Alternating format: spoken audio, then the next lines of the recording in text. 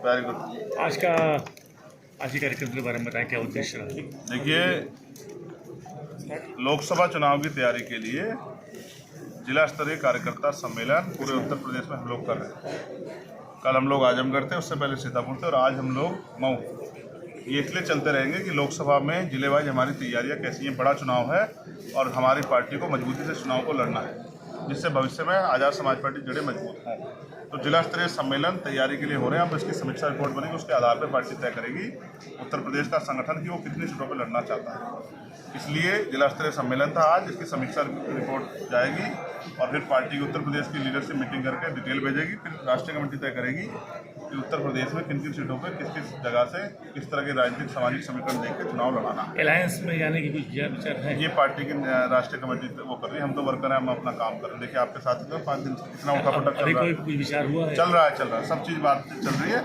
और देखिए, मैं फिर कहता हूँ, हम सब लोगों का ये प्रयास है कि भारतीय जनता पार्टी की जो सरकार, जिसमें गरीब और गरीब हो रहा है, अमीर और अमीर हो रहा है, और जो सरकार किसान, नौजवान, महिलाएं, व्यापारी, ड्राइवर सबको कुचलने काम कर रही है, उस सरकार को किसी भी तरह से रोका जाए।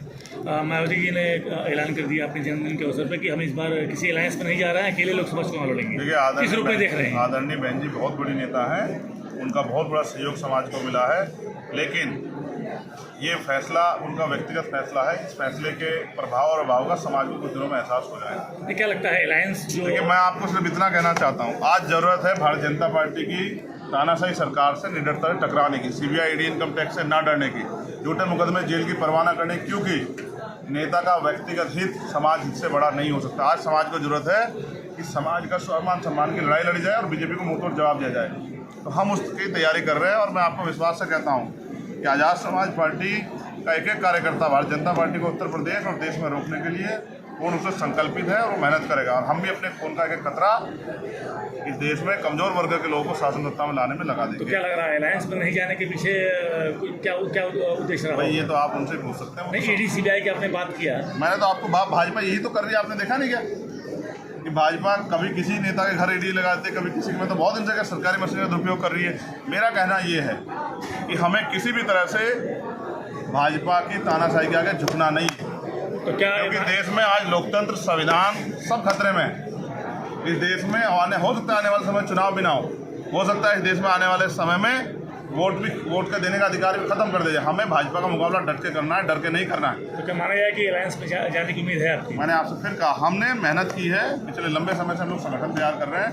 जनता को वोट देने, हम जनता के बीच में जाएंगे जब चुनाव आएगा। अभी हम अपनी तैयारी का जायजा ले रहे हैं। कितने वोटों पर बात चलेगी अखिलेश जी से? तो मैं तो यहाँ बैठा हूँ, आपकी हुई तो अलग बात है, मेरी तो हुई नहीं अभी। कांग्रेस में आ रही है आपके साथ?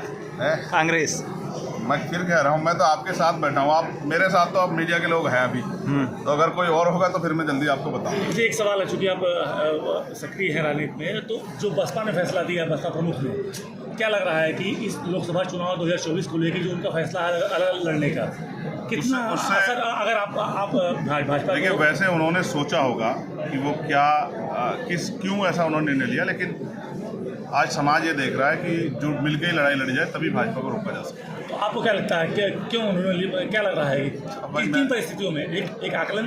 अब मैं आकलन पिछले 5 दिनों से कार्यक्रम कर रहा हूँ, मैं आकलन कर रहा हूँ कि उत्तर प्रदेश की ज़मीन क्या सोच रही है, ठीक है। बाकी अगर आप उनका मेरा झगड़ा कराना चाहते हैं तो ऐसा मत कराओ भाई, परिवार में झगड़ा ना कराओ तो बहुत अच्छा। वो तो आपसे दूर जा रही हैं, आप करें परिवार। कह रहा हूँ, उनका आशीर्वाद सदैव मुझे मिलता रहा। आज हम जो कुछ है यहाँ उनकी वजह से है। उन्होंने हमें जो सिखाया उनसे सीख के हम आगे बढ़ रहे हैं। ये कहना आसान है और इसका प्रैक्टिकली जब ज़मीन पे आप देखोगे तो बहुत होगा।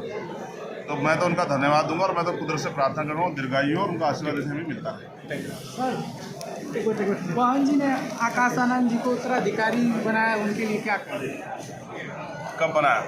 जब बनाए, अभी कुछ दिनों पहले ऐलान किया था कि जब बनाए और उन्होंने बना दिया तो क्या बचा? बिहार जिस तरह से बिहार के गया में बीमारी के लोग को मारा गया है और